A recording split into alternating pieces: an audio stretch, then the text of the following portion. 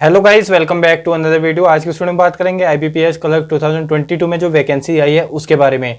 Total number of vacancies में 6035 vacancy है। 11 bank ने पार्टिसिपेट किया है, जिसमें से bank of Baroda, bank of Maharashtra, Indian bank, Indian overseas bank, इन्होंने अपनी वैकेंसीज नहीं बताई है कितनी इन्होंने अभी वैकेंसी दी है। तो जब भी आप नोटिफिकेशन रीड करोगे तो इनके आगे वैकेंसी के आगे एनआर लिखा आएगा, यानी कि नॉट रिपोर्टेड। तो जो 6035 वैकेंसी है ये और भी ज़्यादा इंक्रीज होने वाली हैं आने वाले टाइम में। इस फॉर्म को आप 1 जुलाई 2022 से अप्लाई कर सकते हैं और 21 जुलाई 2022 लास्ट डेट है। तो आज 6 जुलाई है, तो लगभग 15 डेज है, आप इस फॉर्म को अप्लाई कर देना। इसकी जो एग्जामिनेशन फीस है SC ST PH के लिए 175 रुपीज़ है। जनरल OBC EWS कैंडिडेट के लिए 850 रुपीज़ है। अगर एजुकेशनल क्वालिफिकेशन की बात करें तो अगर आप पे ग्रेजुएशन, अगर आप ग्रेजुएट हो, डिग्री यहाँ पे, तो इस फॉर्म को अप्लाई कर सकते हो। जो आपकी ग्रेजुएशन या फिर डिग्री है वो 21 जुलाई 2022 तक कंप्लीट हो जानी चाहिए। यानी कि जो भी स्टूडेंट अभी फाइनल ईयर में अपेयरिंग है वो इस फॉर्म को अप्लाई नहीं कर सकते हैं, क्योंकि इन्होंने डेट दे दिया है कि 21 जुलाई 2022 तक आपका रिजल्ट आ जाना चाहिए। डिग्री के अलावा इसमें कंप्यूटर लिटरेसी की भी नॉलेज होनी चाहिए। आप पे कोई भी डिप्लोमा, डिग्री या फिर कोई भी कंप्यूटर का सर्टिफिकेट होना चाहिए, या फिर कोई भी आप जब आप ग्रेजुएशन कर रहे थे तो उसमें आपका कोई भी एक कंप्यूटर का सब्जेक्ट होना चाहिए, या फिर 10th में 12th में कुछ भी होना चाहिए आप पे, तो उसके थ्रू आप इसे अप्लाई कर सकते हो। एज लिमिट की बात करें तो एज इसमें 20 to 28 ईयर्स के बीच में होनी चाहिए, और जो एज काउंट होगी 1 जुलाई 2022 को आपकी मिनिमम 20 ईयर से कम नहीं होनी चाहिए, मैक्सिमम 28 ईयर से ज़्यादा नहीं होनी चाहिए। इसके अलावा SC ST के लिए 5 ईयर्स का एज रिलैक्सेशन मिलता है, यानी कि 28 + 5 करेंगे, यानी कि 33 ईयर्स तक SC ST वाले अप्लाई कर सकते हैं। OBC वालों के लिए 3 ईयर्स का एज रिलैक्सेशन मिलता है, यानी कि 28 + 3 31 ईयर्स तक OBC वाले अप्लाई कर सकते हैं। जो प्री एग्जाम है इसका सितंबर 2022 में कंडक्ट होगा, और जो IBPS का कैलेंडर आया था उसमें 3 और 4 सितंबर को इसका एग्जाम बताया गया था, यानी कि फर्स्ट वीक ऑफ सितंबर में इसका एग्जाम हो जाएगा। प्री एग्जाम में जैसा कि आपको पता है 3 सब्जेक्ट आते हैं। जर्नल इंग्लिश के 30 क्वेश्चन आएंगे 30 मार्क्स के, और 20 मिनट का टाइम होता है। ऐसे ही जो रीजनिंग है, क्वांट है, उनके 35 क्वेश्चन आते हैं 35 मार्क्स के, यानी कि 100 क्वेश्चन आते हैं आपको और 100 मार्क्स का होता है। और निगेटिव करने पे इसमें 1/4 यानी कि 0.25 निगेटिव माइनस हो जाएगा, पॉजिटिव यानी कि एक क्वेश्चन सही होने पे 1 मार्क्स आपको मिल जाएंगे। 20 मिनट हर सेक्शन को मिलेगा, यानी कि जब 20 मिनट आपका कंप्लीट हो जाएगा तभी आप अगले सेक्शन पे जा सकोगे।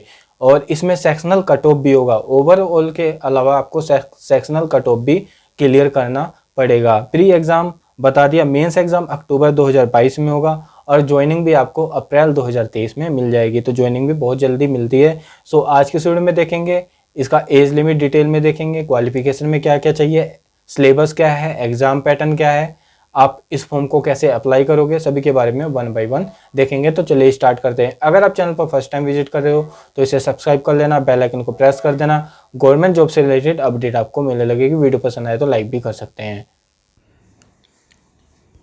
सो आप यहाँ पर इम्पोर्टेंट डेट देख सकते हैं। आप इसे 1 जुलाई 2022 से 21 जुलाई 2022 तक अप्लाई कर सकते हैं। जो प्री एग्ज़ाम होगा सितंबर 2022 में होगा, फर्स्ट वीक ऑफ सितंबर होगा। रिजल्ट प्री एग्ज़ाम का सितंबर के लास्ट या अक्टूबर में आ जाएगा, और जो मेंस एग्ज़ाम है अक्टूबर 2022 में होगा, और आपका प्रोविज़नल अलॉटमेंट अप्रैल 2023 में ज्वाइनिंग हो जाएगी।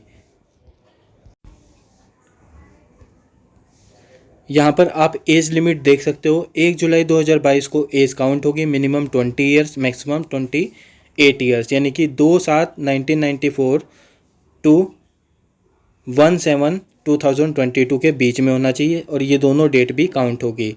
और ये एज रिलैक्सेशन आपको मैंने बता दिया है। यहाँ पर एजुकेशनल क्वालिफिकेशन देख सकते हो। 21 जुलाई 2022 को काउंट होगी, और यहाँ पे डिग्री के साथ कंप्यूटर लिटरेसी भी चाहिए। यहाँ पर आप एग्ज़ाम पैटर्न देख सकते हो। ये प्री एग्ज़ाम का पैटर्न है। English language, numerical ability, reasoning ability.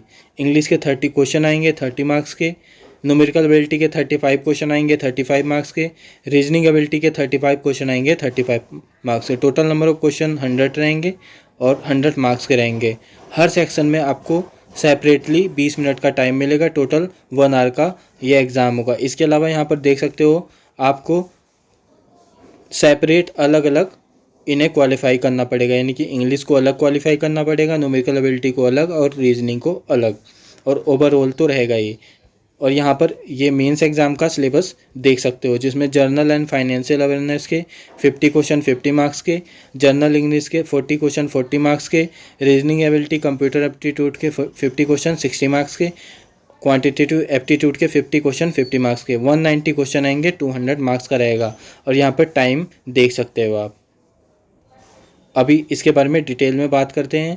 जो लैंग्वेज है, किस लैंग्वेज में आप एग्ज़ाम दोगे, इंग्लिश तो सब में रहेगा, उसके अलावा जो स्टेट की लैंग्वेज है वो भी रहेगी। यहाँ पर आप लैंग्वेज देख सकते हो जिस भी रीजन के हो, स्क्रीनशॉट लेके आप इजीली देख लेना। अगर सिलेक्शन प्रोसेस की बात करें, क्लर्क में सबसे पहले प्री एग्ज़ाम होता है, मेंस एग्ज़ाम होता है और डॉक्यूमेंट वेरिफिकेशन होता है।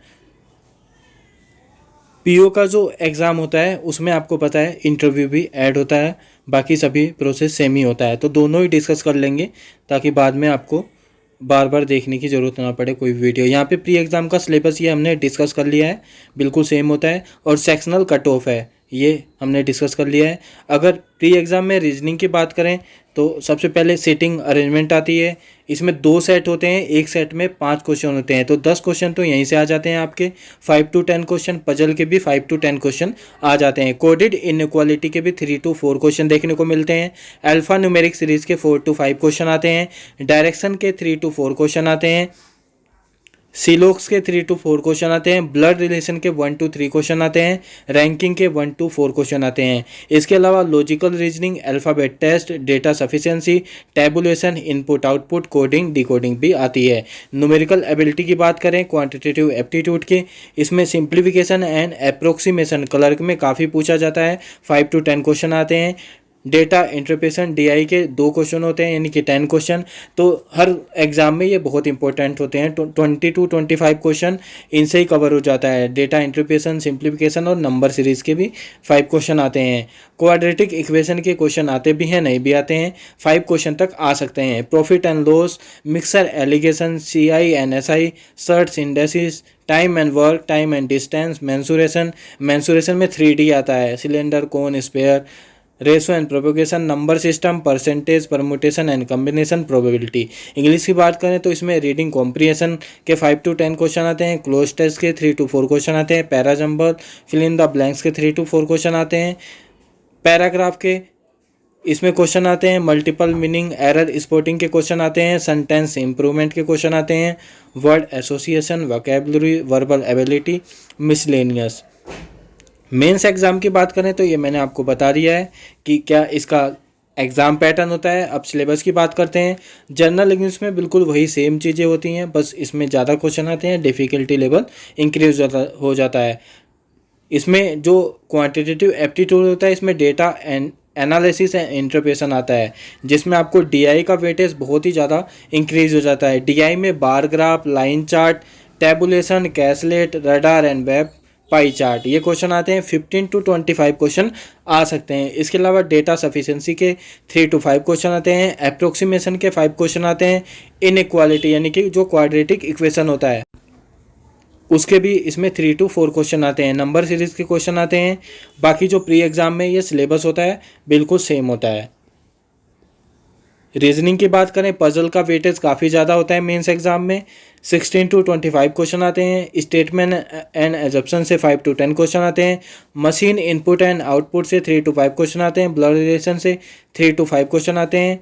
Coding decoding, data sufficiency, direction sense, inequality, syllogism, ranking, ये सिलेबस होता है। जर्नल फाइनेंशियल अवेयरनेस का सिलेबस की बात करें, सबसे पहले करंट अफेयर में यहाँ पर देख सकते हो जो बैंकिंग इंडस्ट्री से रिलेटेड न्यूज़ है उससे, books and author, award and honour, latest जो अपॉइंटमेंट होते हैं उससे, जो न्यूज़ होता है, जो स्कीम होते हैं सेंट्रल एंड स्टेट के उससे, स्पोर्ट्स से, ये कुछ करंट के इंपॉर्टेंट टॉपिक हैं। स्टैटिक में capital and currency, country and currency, headquarter जो फाइनेंशियल ऑर्गेनाइजेशन होता है यहाँ पर देख सकते हो एग्जांपल आप, WHO, UN, UNICEF.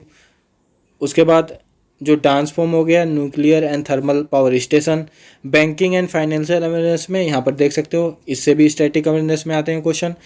Computer awareness का यहाँ पर सिलेबस देख सकते हो, hardware software generation of computer, DBMS, networking, internet, MS office, input output device, important abbreviation, operating software, security and tools.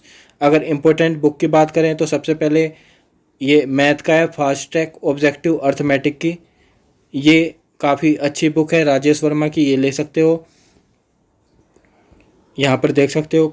और जो दूसरी बुक है ये है quantitative aptitude for competitive examination, RS Agarwal की, ये ले सकते हो। एक DI की बुक आती है अरुण शर्मा की, या फिर अड्डा 24/7 की भी ले सकते हो।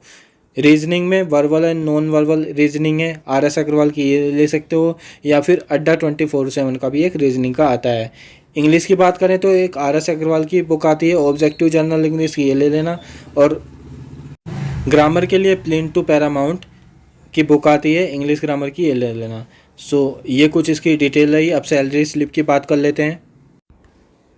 यहाँ पर सैलरी स्लिप देख सकते हो, बेसिक पे है यहाँ पर। इसके अलावा जो अलाउंस मिलते हैं, DA मिलता है 5209, स्पेशल एवेंस अलाउंस मिलता है 4180 रुपीज़, ट्रांसपोर्ट अलाउंस मिलता है 757 रुपीज़। अगर आप टोटल करोगे ग्रोस पे HRO को इंक्लूड करके तो इसमें 32,014 रुपीज़ के अप्रोक्स आता है।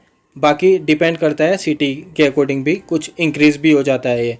इसके बाद आपका डिडक्शन होता है 2500 तक, और जो ग्रोस पे आपको इन हैंड सैलरी मिलती है वो लगभग 29,500 के अप्रोक्स होती है। थोड़ा बहुत इंक्रीज डिक्रीज़ हो सकता है, डिपेंड करता है कि आपकी ज्वाइनिंग कौन से रीजन में हुई है, कौन से सिटी में हुई है। आज की इस वीडियो में इतना ही। वीडियो पसंद आए तो लाइक कर देना, चैनल पर पहली बार हो सब्सक्राइब कर देना, जितने भी गवर्नमेंट जॉब से रिलेटेड अपडेट आपको मिलने लगेगी। Thank you guys.